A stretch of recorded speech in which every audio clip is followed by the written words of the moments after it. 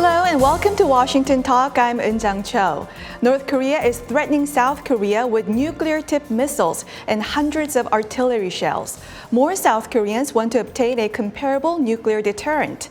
The U.S., for its part, emphasizes its extended deterrence commitment to South Korea and seeks diplomacy with North Korea. Before we turn to our panel discussion today to discuss these issues, first we have an interview with former National Security Advisor John Bolton, who participated in the first and the second U.S. DPRK summits.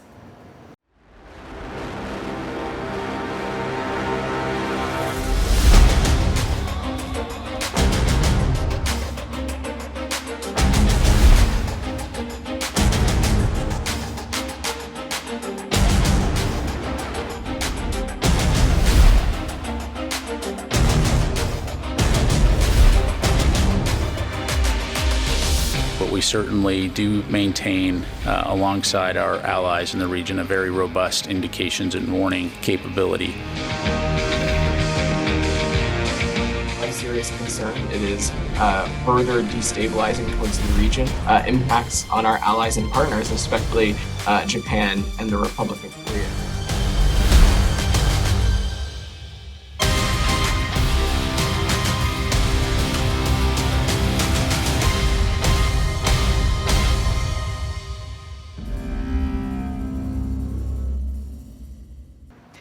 Ambassador Bolton, welcome to Washington Talk.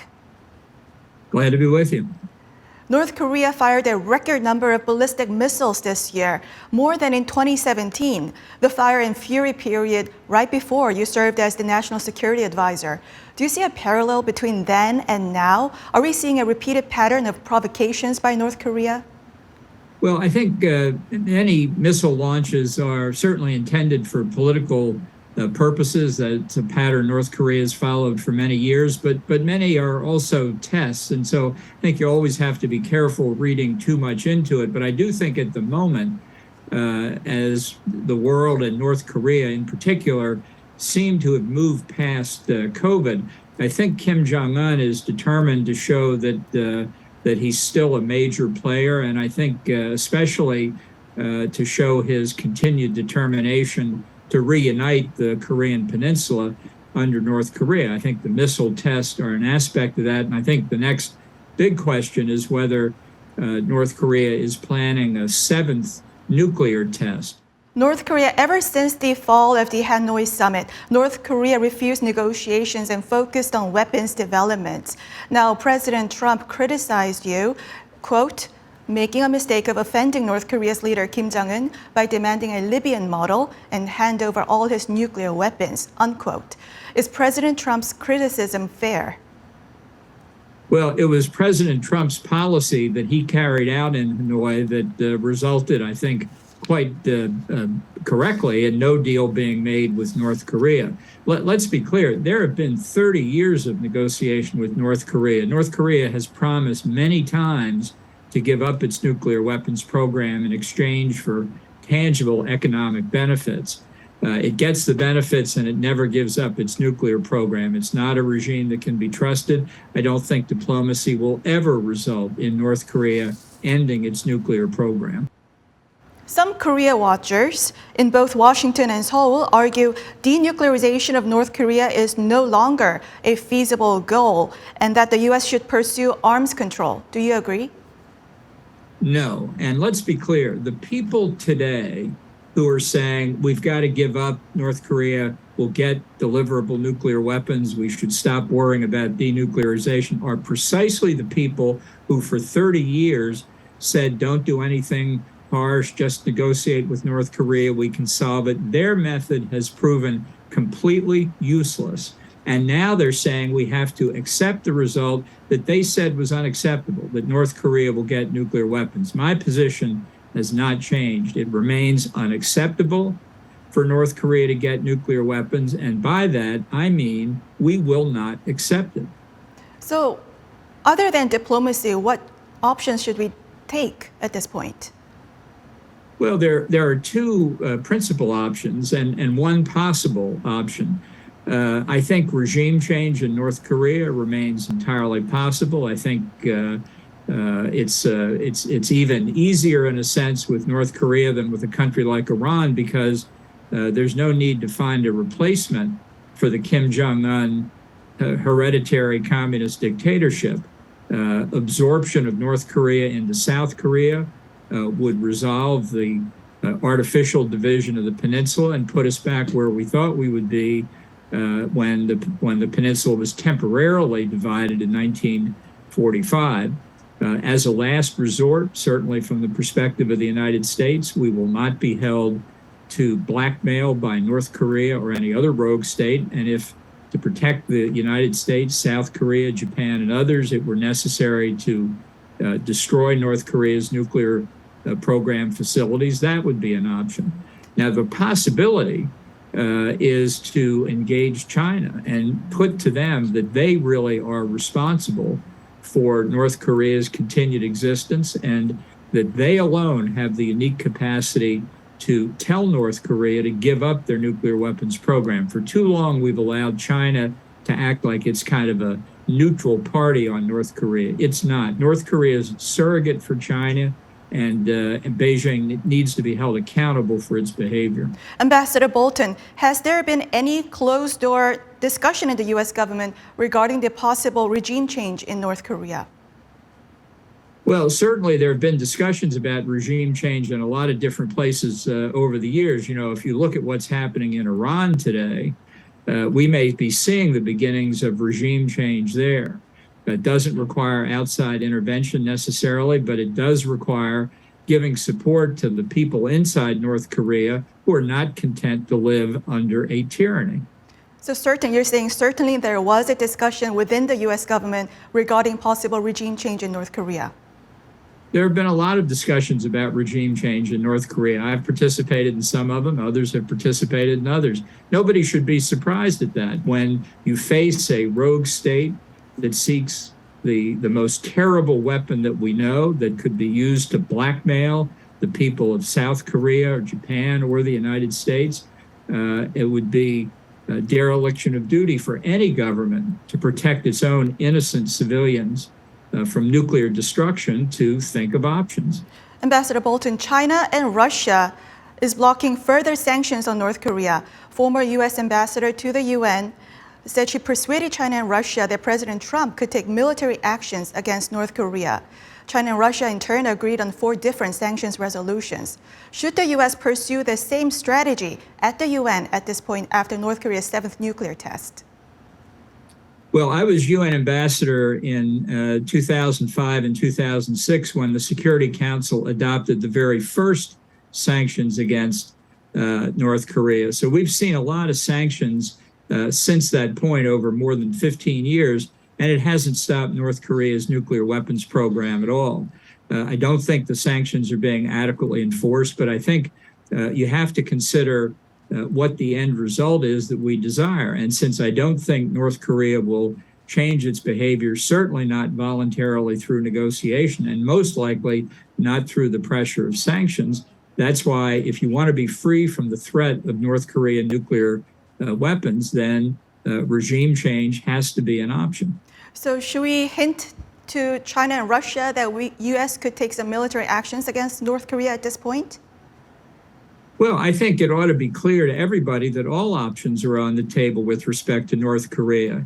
If you care about the innocent civilians of the United States, the innocent civilians of South Korea, and many other countries threatened by nuclear weapons in the hands of this communist dictatorship, duty to protect our civilians certainly should be the major factor.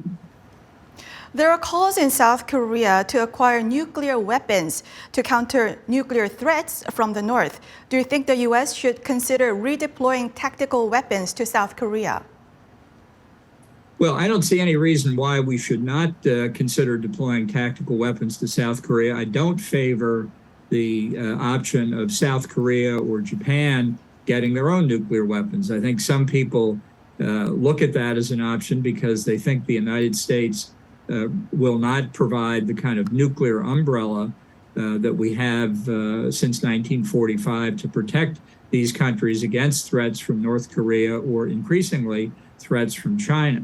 So I think it's important that the United States emphasize that it will stand by its allies. And that's an important reason why they themselves don't need nuclear weapons programs. If South Korea and Japan have their own nuclear weapons, wouldn't it increase their leverage against China and North Korea? Well, I think it would increase the risk of a nuclear exchange. Our effort here is to prevent that from happening. And I think as a general proposition, the fewer countries in the world that have nuclear weapons, the better, which is why I think those who say we have failed to stop North Korea and therefore need to resort to arms control, which has not succeeded at any important point in history, are really, I think, trying to put us in a position where it will be North Korea that has the leverage. Ambassador Bolton, before I let you go, in your recent op-ed, you said South Korea should play a vital role in the Indo-Pacific against China and that Quad should become Quint to include South Korea. What capabilities can South Korea add to Quint? Well, South Korea is an enormously successful economic power. It's a functioning, vibrant democracy. It has that in common with Taiwan, Japan, many other countries of the Pacific, Southeast Asia, around China's Indo-Pacific periphery. And I think bringing it together, I don't know the exact form that these different alliances and partnerships can take, but I think all are more secure against the Chinese threat if we can act in concert, act together in our mutual self-defense interest. Ambassador Bolton, thank you very much for joining us today and for sharing your insights. Well, thank you for having me. And our panel today, Dr. Andrew Yeo, Korea Chair at the Brookings Institution. Dr. Yeo is also a professor of politics at the Catholic University of America. His latest book is State, Society, and Market in North Korea. Also with us today, Mr. Ankit Panda, Senior Fellow in the Nuclear Policy Program at the Carnegie Endowment for International Peace. Mr. Panda is also editor-at-large at The Diplomat. He authored Kim Jong-un and the Bomb, Survival and Deterrence in North Korea. Welcome to the program. Thanks for having me here. Thanks for having me. Now, Dr. Yeo, let me start with you. So North Korea fired hundreds of artillery shells and flew military aircrafts close to South Korean border. Is North Korea provoking South Korea to respond militarily or otherwise? Well, North Korea's actions were certainly provocative, but whether they're trying to goad the South Korea or the United States into military action, I don't think that's the case. It's really more of their displeasure with the joint exercises that have been taking place since the end of last month. And I think they're really signaling that if US, Japan, South Korea, or US, South Korea is going to do these joint exercises, then we're going to respond as well. Right, but North Korea always had displeasure against the military exercises, but they're going much too far this time, no? Well, this is a period of escalation right now, and so we haven't seen the type of US, Japan, Korea trilateral exercises to the extent that we had earlier this month, late last month as well. So I think North Koreans feel that the Yoon government has really ramped up its exercises in a direction that really is upsetting North Korea. Now, Mr. Panda, North Korea tested a series of missiles and clearly associated its KN-23 and KN-25 short-range ballistic missiles with tactical nuclear weapons. And didn't Western analysts already assess that they were nuclear capable? What are some of the operational and technical significance in the latest round of short-range ballistic missile testings? Sure. So when most defense analysts talk about a certain delivery system being nuclear capable, we're usually talking about the ability of that missile to carry a known nuclear warhead design. So in the case of the KN-23, analysts measured that weapon based on the images and videos released by North Korea and determined that based on what we knew about the size of their nuclear warheads, if North Korea so chose, they could assign a nuclear weapons role to it. That, of course, was before the North Koreans actually explicitly indicated that KN-23 units would be related to tactical nuclear weapons operations, which they have recently now clarified with this autumn missile testing campaign. The first time that North Korea explicitly indicated that a delivery system would be assigned a tactical nuclear weapon role was earlier this year in April, when they tested a new, very short-range ballistic missile. So we are certainly seeing many of these newer systems that have been tested since 2019, since after the Hanoi summit, as now being assigned tactical nuclear weapons goals. And I think that makes perfect sense given the Eighth Party Congress military modernization objectives set out by Kim Jong-un. So certainly North Korea is modernizing its military equipment and sophisticating its nuclear and missile capabilities. Now, are we at a point where we should go for arms control negotiations rather than going for full denuclearization, Dr. Yap? Well, I've argued in an upcoming Brookings report that the United States should be open to arms control. It's clear that North Korea is not going to come back to the table unless we recognize North Korea as a nuclear state. But it's dangerous to put that out there and just focus on the arms control without knowing what North Korea's intentions are for the longer term end game. And so we have to first see some credible signs from North Korea that they are willing to negotiate in good faith before we can accept something like a nuclear freeze or arms control. So I'm not opposed to it in principle. I feel like that's the direction that we need to take, looking at arms control as an intermediate step to a long-term process of denuclearization. But again, we have to see North Korea wanting to negotiate in good faith first. Mr. Panda? So I think we need to recognize that for the United States and for our allies in Northeast Asia, I do sincerely think that we have a significantly greater interest to pursue with regards to North Korea than denuclearization, which is averting the use of nuclear weapons in and around Northeast Asia. I spent a lot of time in Seoul and Washington and Tokyo, and of course, having the idea of nuclear weapons being used against any of these cities is simply too terrible to contemplate. And so this was one of the principles that led us to see arms control as beneficial during the Cold War. It's something we do with our adversaries. It's not something we do with our friends, and we do it out of a shared interest in survival with our adversaries. Mm-hmm. And so I fundamentally think that we need to make denuclearization a longer-term goal and pursue policies that can meaningfully enhance our interests. Mm-hmm. If not the kinds of formal arms control that we did with the Soviet Union and the Russian Federation, then we might even imagine measures of risk reduction. A lot of this could also happen unilaterally by the United States and South Korea simply posturing their military forces or communicating their policy ends to North Korea in different terms that would indicate a level of willingness to accept coexistence. I don't think we need to make a formal statement saying that we accept North Korea. I think implicitly we already have.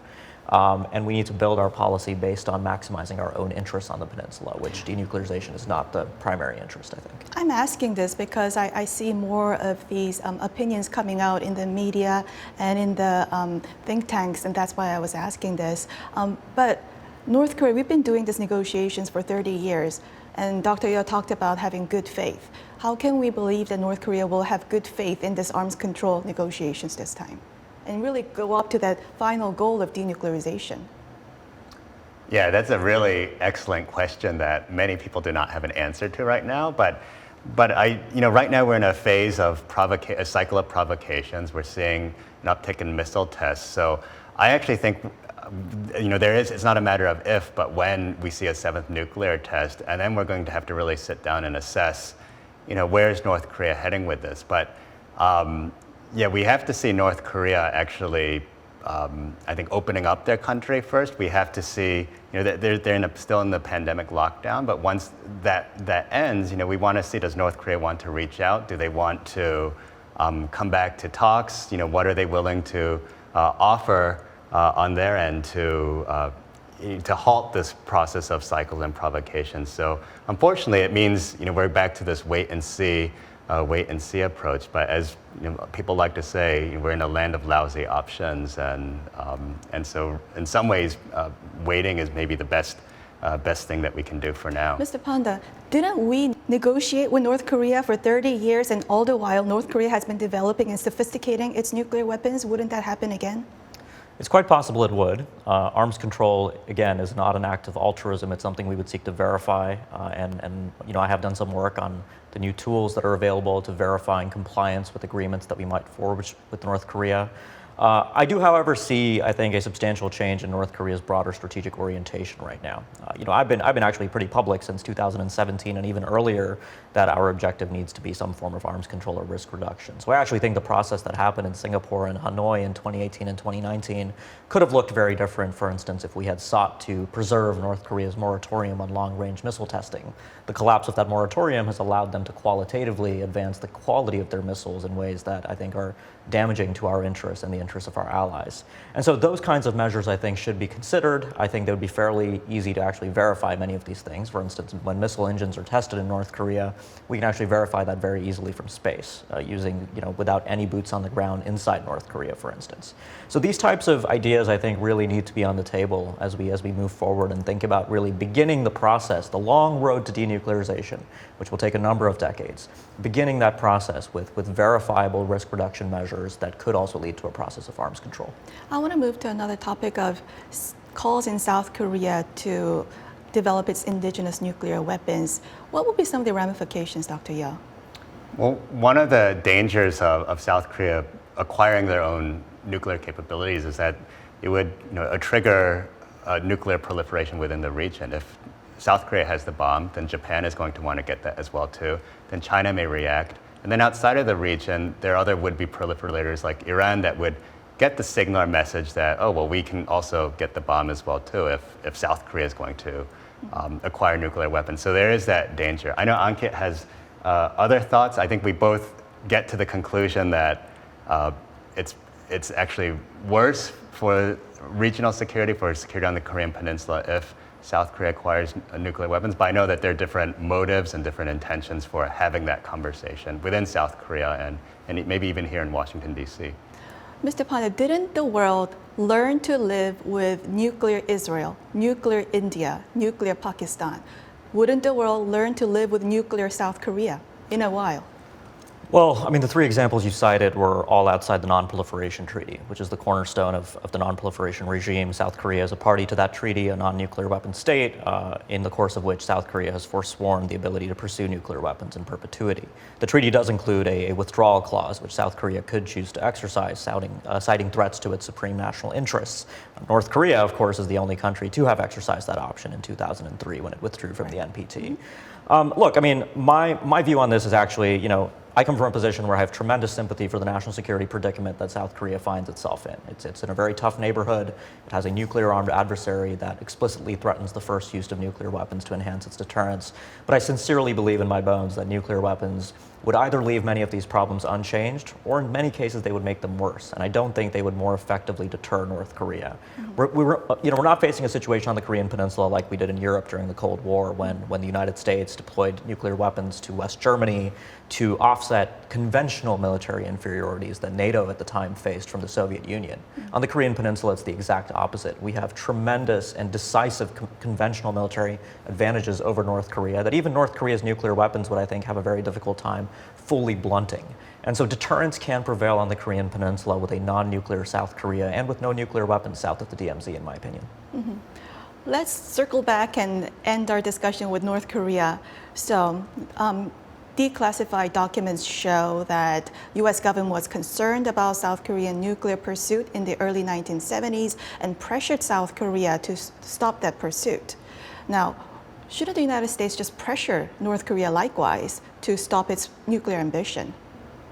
Well, the levers for pressure are a lot different because South Korea is an ally, so I think there are more ways to tell South Korea to revert back or make sure that you shut down your nuclear program. With North Korea, we don't have those levers. We've tried sanctions, and I don't know where the sanctions can go at this point without compliance from Russia and China. We don't have any kind of formal diplomatic engagement with the North Koreans, so there aren't that many channels that we can actually pressure North Korea to roll back its nuclear weapons like we can or we could with South Korea. Ms. Panda? Fully agree. I think it's much easier to coerce one's allies to not take a path down a road that we really don't want them to go than it is an adversary like North Korea, especially a country like North Korea that sees very few benefits to being integrated with the global community. So the sticks that might apply to other countries that might seek to build nuclear weapons, for instance, complete ostracization from the global economic world, that doesn't work with North Korea. Why don't we continue this discussion next time? Mr. Panda, Dr. Ye, thank you for joining us. Thank you. Absolutely. That's all for us today. Have a great week, and we'll see you back here next week with U.S. experts to discuss the two Koreas and the region right here from Washington.